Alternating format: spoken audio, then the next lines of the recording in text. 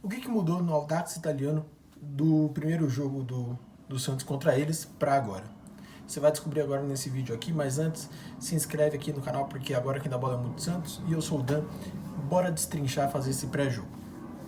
Diferentemente do que aconteceu com o Audax antes do jogo contra o Santos, ainda no primeiro turno, quando eles tinham uma vitória, 4 empates e 5 derrotas, a situação mudou. Desde o jogo contra o Santos até agora foram 6 partidas, foram 5 vitórias e uma derrota. Essa uma derrota foi um jogo apertado contra o Colo-Colo, né, o maior time do Chile, por 2-1. Porém, nessas vitórias, ainda tem a vitória contra o líder do campeonato. Vou te listar essas vitórias agora. O Ñublense, o time que está no grupo do Flamengo, né, perdeu para o Audax por 2-5, né, o Audax ganhou de 5-2. O Audax ganhou depois do Cobresal por 1-0. O Audax ganhou de 2-0 do Blooming na Sul-Americana. Perdeu de 2-1 para o Colo-Colo. Ganhou do Magallanes, uma equipe que está no grupo do Botafogo da Sul-Americana. O Audax ganhou de 2-1 e ganhou de 1-0 contra o Huachipato, né, o ex-time do Soteldo. O Cobresal é o líder do campeonato chileno e eles ganharam do líder do campeonato chileno. Ou seja, houve uma mudança aí, no mínimo, de postura, né, do Audax de lá para cá. E aí, nesse meio tempo aí, nesses jogos, foram 12 gols feitos e 5 tomados, né?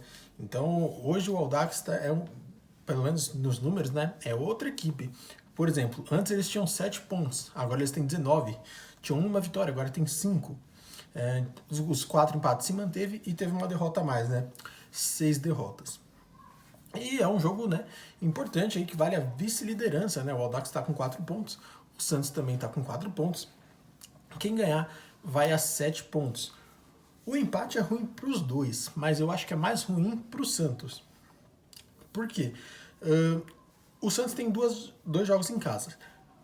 Porém, esses jogos são contra Newell's e Blooming. O Audax pega também o Blooming. E pega o Newell's também. O Newell's eles vão pegar fora. Mas o Santos, ele ficaria numa condição muito complicada, porque se não vencer hoje, né, assim como não venceu o Audax na ida, e por isso está nessa situação, vai se complicar muito no grupo, porque o Newell's não vai ser um jogo fácil, vai ser um jogo muito difícil na Vila Belmiro. Então, se depender, vamos contar aí com uma vitória certa contra o Blooming, a gente iria, se empatasse, né, a gente ficaria com 5, uma vitória certa contra o Blooming iria para 8. Se o Audax vencesse também, o Blooming também ficaria com 8, e aí iria para quem tirasse pontos do Newell's, né? E aí o Santos teria essa vantagem de jogar em casa, porém não dá para contar com essa sorte, não dá para contar com esse empate, porque se o Newell's ganha do Santos na Vila e ganha do Audax na casa do Newell's, o Audax passaria em segundo de qualquer forma. Apesar de eu achar que no Santos eles não valorizam muito bem a Sul-Americana, né, subvalorizam ela, mas eu gosto muito da Sul-Americana, eu acho que eles têm que levar muito a sério. Por isso claro, vou torcer muito para que ganhe, mas eu espero que o pensamento lá dentro do Santos seja esse o mesmo, apesar de eu ter quase certeza que eles preferem a Copa do Brasil por pagar mais, e a Copa do Brasil a gente está num estágio que os times começam no mesmo degrau, né, partem do zero, que precisa eliminar com quem jogar contra, e na fase de grupos aí a gente tem outros jogos, embora a situação fique mais complicada. O Audax Italiano, vamos falar primeiro dele, né? Ele vai com um time diferente do que foi também no primeiro jogo. Alguns nomes são os mesmos, mas você vai ver que tem outros nomes novos aí nesse time. Eles vão jogar com Arrumada, Rojas, Labrin, lembra que é o jogador que era o campeão de cartões vermelhos dele? O Labrin, Pereira e o Matos. Aí no meio campo, Juarez, Sepulveda, Fernandes. Aí pro ataque, Rios, Riveiros e Sousa, que é aquele ataque que se mexe bastante, que dispara muito no contra-ataque, né? Tem 2 velocistas e tem um artilheiro, né? Dá pra dizer que o Sousa era o artilheiro deles.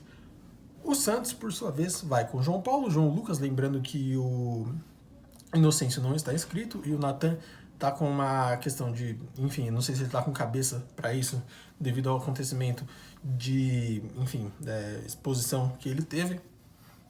Messias, Joaquim Pires. Até aí tudo bem, a defesa que a gente já conhece, tirando o Inocêncio aí que não tá inscrito, é uma defesa que a gente já conhece.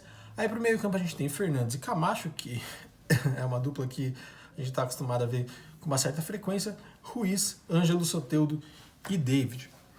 Soteldo, a grande novidade do time, voltando, e tem que ser assim, né? O Santos tem que escalar o Soteldo, para ele pegar ritmo, 2, porque o jogo é muito importante, né? Então o Soteldo precisa jogar, afinal ele está para esses jogos grandes.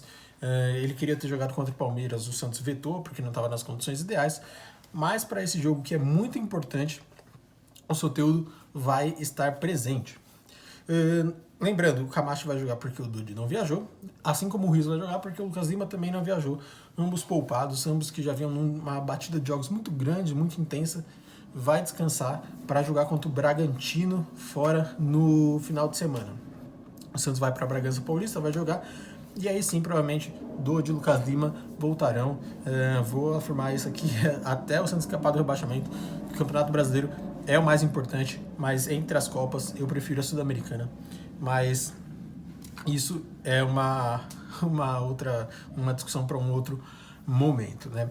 E aí, sobre essa escalação do Santos, né? Eu vejo o Ruiz aí tendo a grande chance de fazer uma partida digna, né? Uma partida grande, né? Porque o Ruiz ele tem entrado muito timidamente, né, nos jogos, atuações assim, no mínimo burocráticas. Contra o Blooming, ele deu uma assistência, né, pro gol do Barman, mas assim, são jogos muito protocolares, assim, ele não tem feito nada de diferente, não tem feito nada que agregue, né, de fato, no time. E aí, com a ausência do Lucas Lima, ele vai entrar como armador de fato, como ele jogava no Milionários e na seleção da Colômbia, que ele foi convocado, né?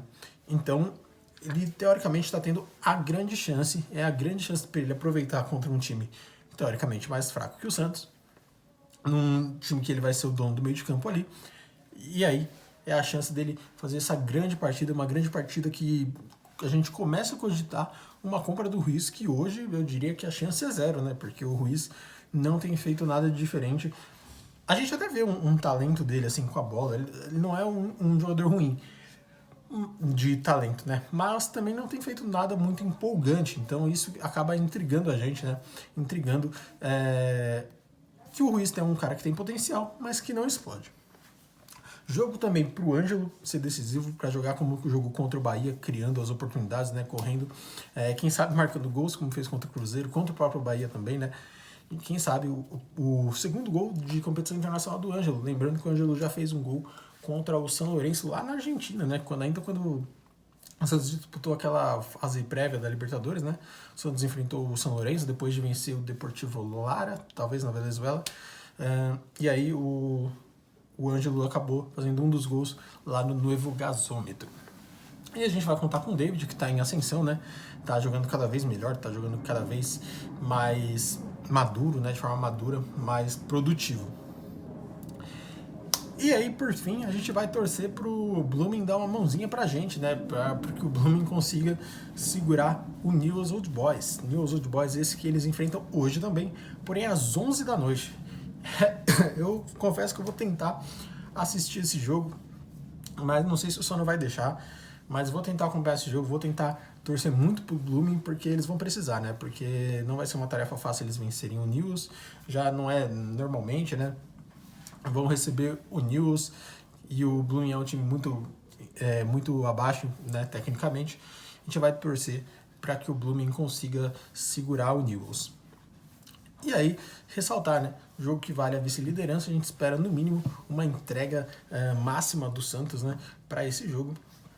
Que o Santos não nos decepcione, não nos faça perder pontos de novo, né? O Santos que está nessa situação justamente por não ter vencido o Audax italiano em casa, jogo que o Neymar estava, né, no camarote. Aquele jogo era para o Santos ter ganhado, era para o Santos ter vencido. Se tivesse vencido, o Audax estaria com 3 pontos, o Santos estaria com 7. Seria uma outra situação, ainda que o Newell's tivesse vencido o Santos, né? Na verdade, o Santos estaria com 6, né? O Santos estaria com 6 pontos.